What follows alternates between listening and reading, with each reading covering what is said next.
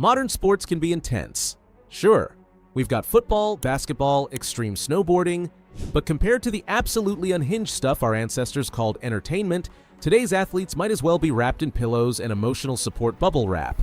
You think UFC is brutal? Buddy, ancient Greeks were out here doing Mortal Kombat with eye gouging as a legal move. You think the NHL is rough?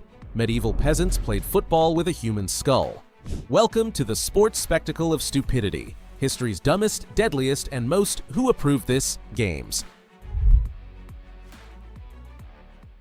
Let's begin in ancient Rome, where public entertainment meant two things. Number 1, violence. Number 2, more violence with better lighting. The Colosseum wasn't just for gladiators slapping each other with swords. Oh no. Rome said, what if we built an entire lake inside the arena? Yup. They flooded it for staged naval battles called naumachii, because apparently Netflix and chill in 80 AD meant watch boats sink and hope your favorite guy doesn't drown. They'd recreate famous naval battles with actual prisoners and condemned criminals fighting to the death. The crowd ate popcorn, well, roasted chickpeas, and watched human beings become shark food. Except there were no sharks, just vibes and death. And the crowd wasn't done. They wanted humans versus animals, animals versus animals. And occasionally, let's just throw Carl in there with a lion and see what happens. Spoiler, Carl did not win. Romans executed people as entertainment. They dress them up as mythological characters and have them mauled by bears. Imagine going to a theme park and the mascot actually eats you.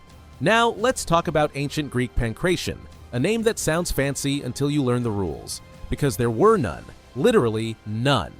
Allowed moves included punching, kicking, choking, biting, eye gouging. Yes, gouging. Out, eyes. The only things banned? Biting someone's face and gouging their eyes during a hold. So basically, you can rip someone's eyeball out, just not while hugging them. That's rude. Imagine UFC, but Dana White walks in and says, "Gentlemen, the only rule is, don't die too early. We've got advertisers." Winners often walked away missing teeth, ears, and sometimes the basic ability to stand upright. One famous fighter, Arhaichian, literally died during a match, but won anyway because his opponent tapped out first. His corpse was crowned champion. Let me repeat that. A dead guy won a gold medal. Humanity, 0. Concussions, 47. Posthumous victories, 1. Meanwhile, across the ocean, the ancient Maya and Aztecs had their own version of extreme sports. The Mesoamerican ball game Olimilistli was part basketball, part ritual sacrifice, and 100% nightmare fuel. Players couldn't use their hands or feet, only hips, knees, and elbows. They'd slam a solid rubber ball, sometimes weighing up to 9 pounds, at each other. Broken ribs? Common. Internal bleeding? Expected. Death? A statistical probability. But here's the kicker. In some versions, the losing team got sacrificed to the gods. Imagine LeBron James missing a free throw and then just getting beheaded at center court. That's commitment to the game.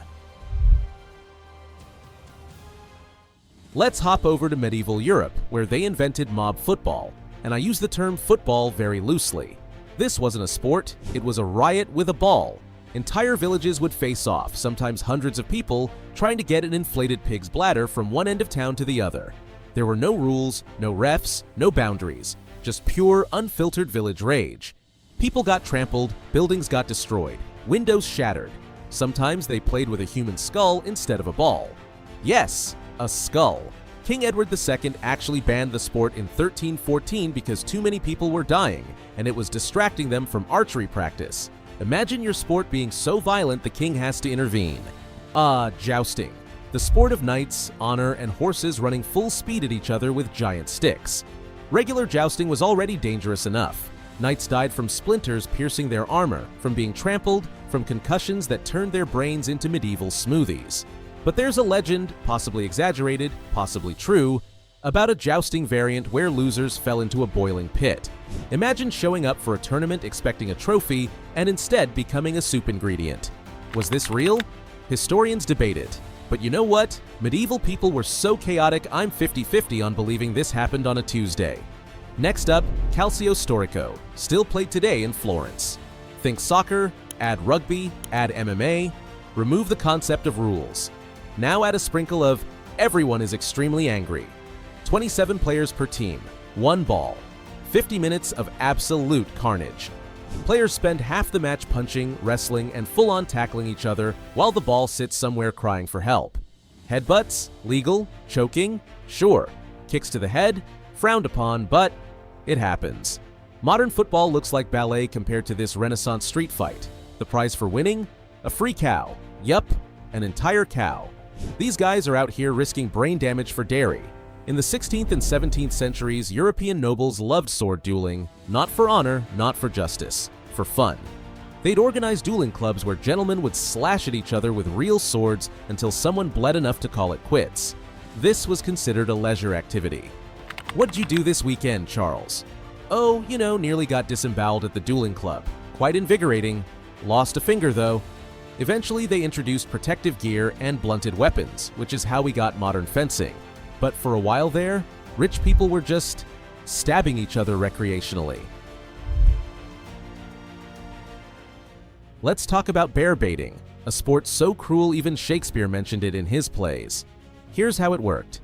Number 1, chain a bear to a post. Number 2, release dogs to attack it. Number 3, watch the carnage. Number 4, somehow call this entertainment.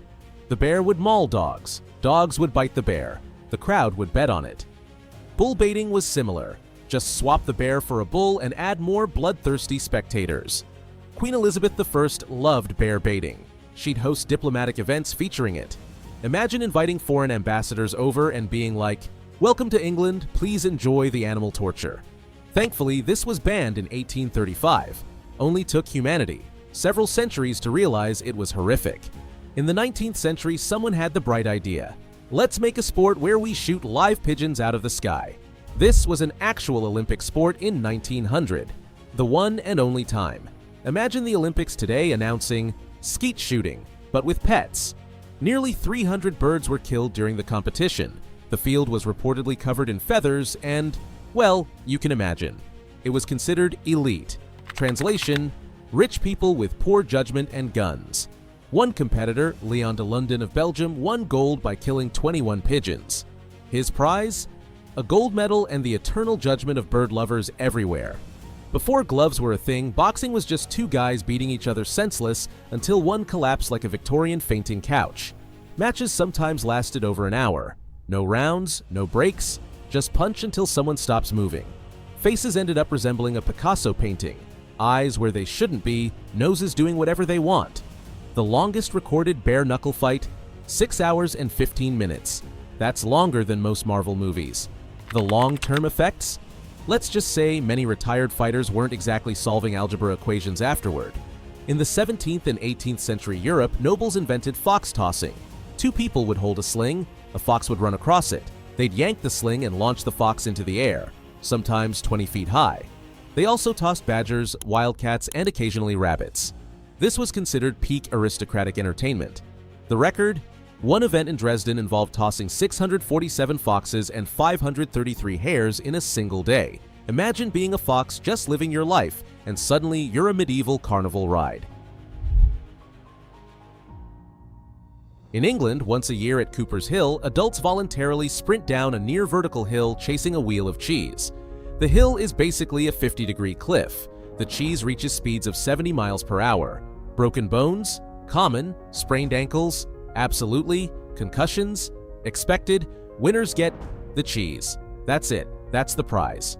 Honestly, it's the best metaphor for adulthood I've ever seen. Hurl yourself downhill chasing something you can't catch and hope you don't die for a reward that ultimately gives you heartburn. People have traveled from Japan, Australia, and the US just to eat dirt at 30 miles per hour. That's commitment. Finland blessed the world with wife carrying, a sport where men race through obstacle courses carrying their wives or any consenting partner. There are official carrying styles too.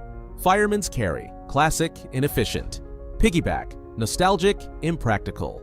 Estonian style, where the wife hangs upside down like a human backpack trying to scream instructions while inhaling the man's spinal column. The course includes hurdles, water pits, and the constant threat of divorce.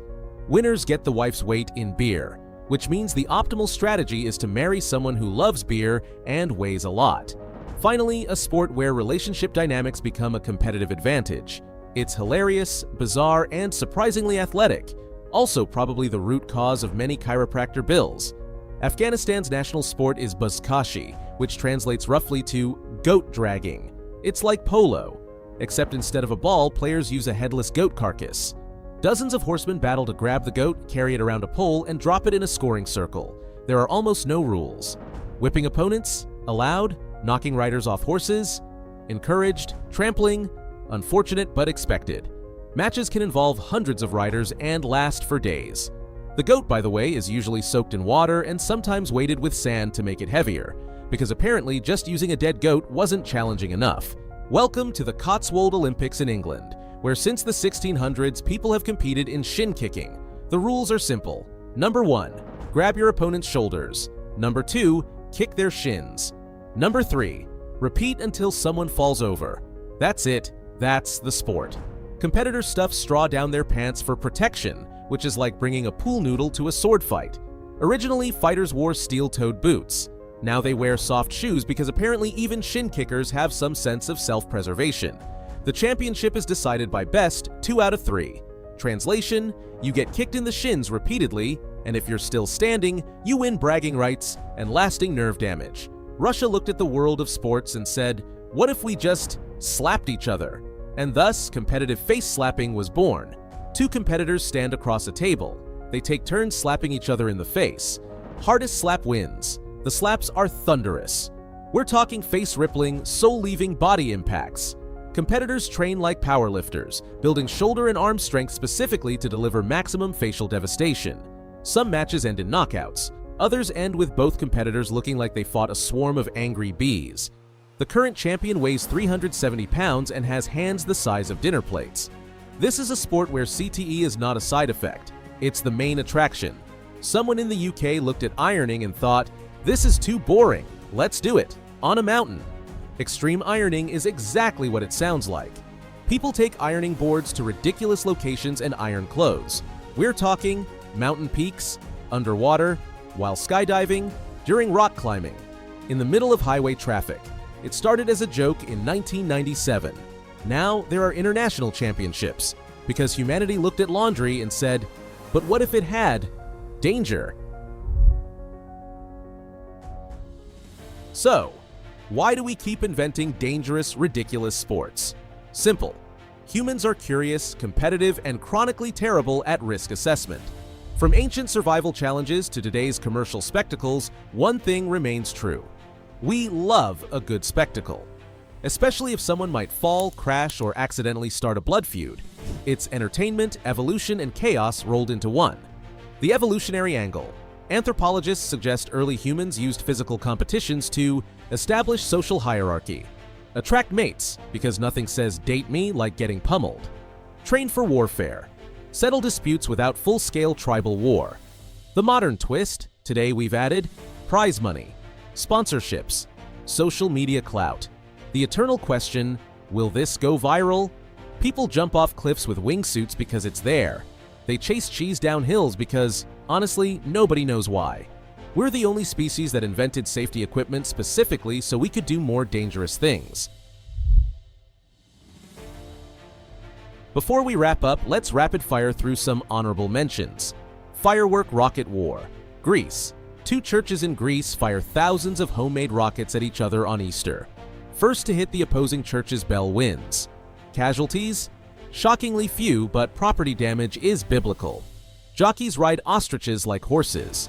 Ostriches, being ostriches, don't care about the race and frequently just run in random directions or throw riders into fences. Like arm wrestling, but with your toes. Yes, feet are involved.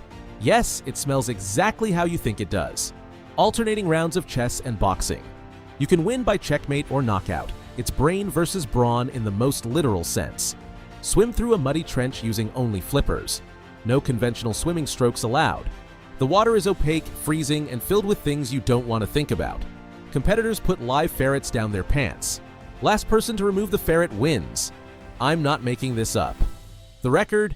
5 hours and 26 minutes. Let that sink in. So, what have we learned today? That humans across every culture and era have consistently looked at danger and thought, Yeah, but what if we made it a competition? From ancient Rome's death spectacles to modern cheese rolling, we've never stopped inventing new ways to risk injury for glory, prizes, or just because. We've gone from gladiatorial combat to slapping championships, from bull baiting to bog snorkeling, from Mesoamerican ritual sacrifice to wife carrying for beer. And you know what? I think that's beautiful. Not the injuries, those are bad, but the sheer audacity of human creativity. Our ability to turn literally anything into a competitive sport. Because in the end, sports aren't just about winning. They're about pushing boundaries, testing limits, and occasionally asking, could I outrun a wheel of cheese? Spoiler, you can't. Nobody can. So now I want to know, what's the most ridiculous, dangerous, or just plain stupid sport you've ever heard of? Drop it in the comments. Let's see who can find the next historical masterpiece of human stupidity. Maybe we'll cover it in a sequel. Maybe we'll just marvel at humanity's infinite capacity for questionable decisions. And if you enjoyed this descent into the chaotic chaos of human culture, like, subscribe, and ring the bell so you don't miss the next deep dive into the weirdest moments in history. Because trust me, we're just getting started. History is full of people doing incredibly dumb things, and I'm here to tell you all about them.